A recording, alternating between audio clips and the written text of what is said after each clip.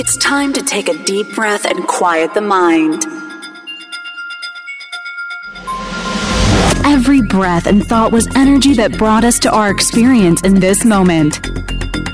We are going to exercise our beliefs in the possible. We will bend and create our own realities. Let's explore how to square our recovery and thrive in life.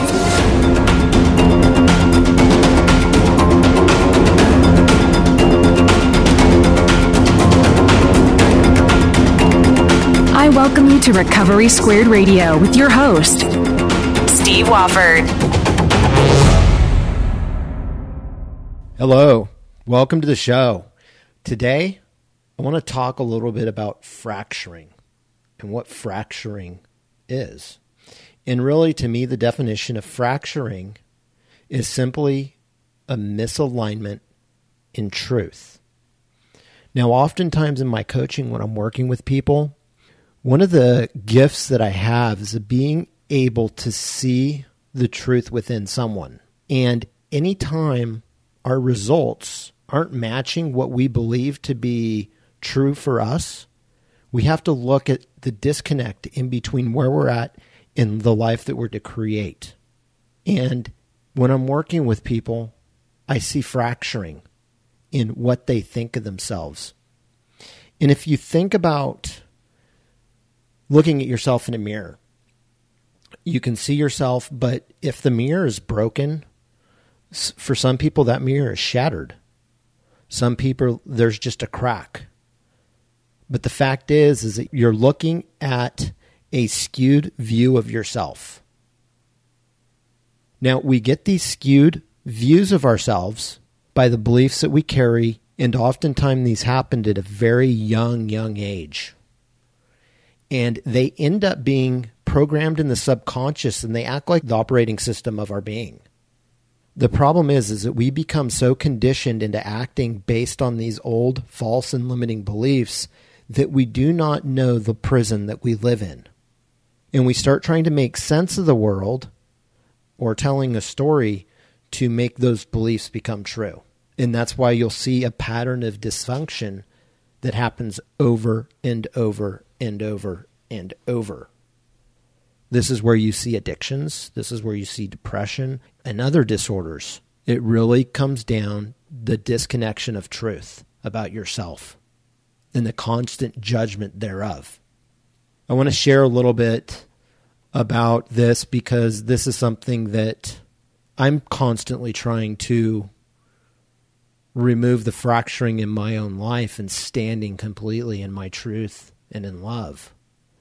And so I'm continually doing work to break free of this fracturing and living purely in my truth. So today I went to my yoga class and I checked my sons in and no one said anything. They just checked me in. I'm going to be in yoga. And halfway through the class, they came and got me. And apparently they closed early. And I didn't know they closed early. I would have thought that they would have told me. I mean, they worked there. I would have thought they knew how long the yoga class was. So I proceeded to get my kids, and one of the girls that was there working was, this is the second time this has happened. If you do it again, you're going to be suspended. Ooh, I didn't like that. I'm going to be suspended? What, am I in grade school?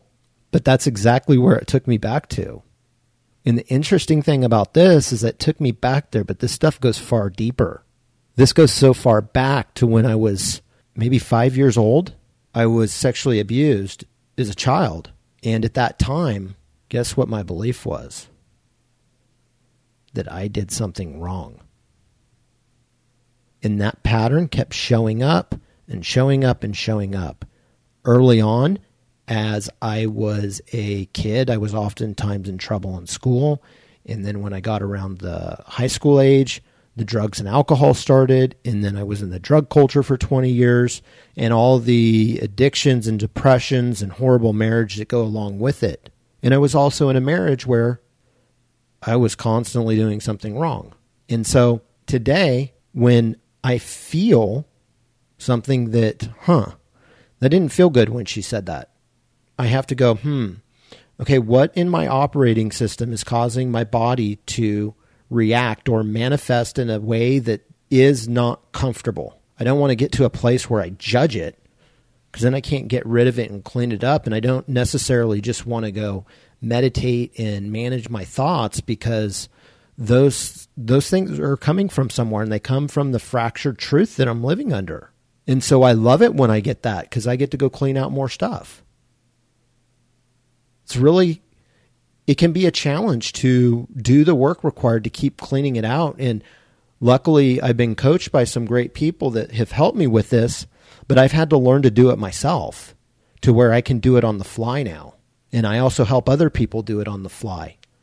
And so this is an example of a pattern that's been showing up my whole life. But today when I noticed it, I'm like, I heard what she said, and I felt it, and I go, okay, that doesn't feel good. Well, what's the belief that I'm looking here for?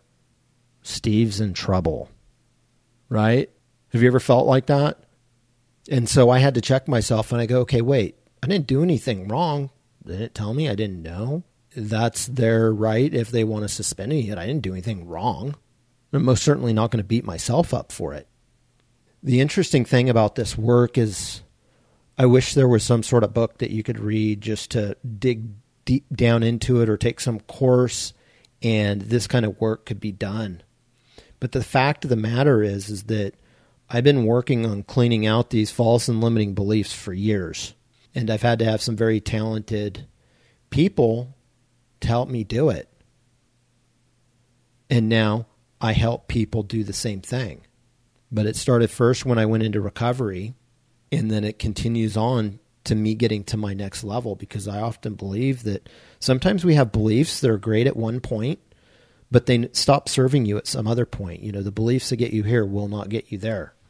I've said this many times before, but at one point, drugs and alcohol were a tool and a solution. I believe that was a way for me to feel safe, to use something outside of myself. When that stopped working, I got involved into a recovery program, and that program taught me that I no longer have to use drugs or alcohol, but I am still an addict or alcoholic. And that's probably true, and that's what I needed to believe at the time. But today, my highest truth is love.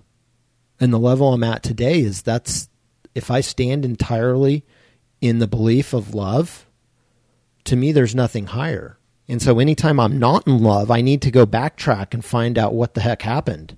I have to reverse engineer the situation to find out what beliefs I'm running on. If you want to dig deeper into this subject, you can visit recoverysquared.com. And if you click the Access Now button, I have a Recovery Squared course on recovering your truth, which includes a belief guide, a private Facebook group, and then also an opportunity to have a one-on-one coaching session with me. So if you want to access to the show notes, it'll be at recoverysquared.com/9. I love you guys, and thank you for listening. Thank you for listening to Recovery Squared Radio. Please visit recoverysquared.com for access to resources on squaring your recovery. And as a reminder, act without doing. Create space between your thoughts and actions.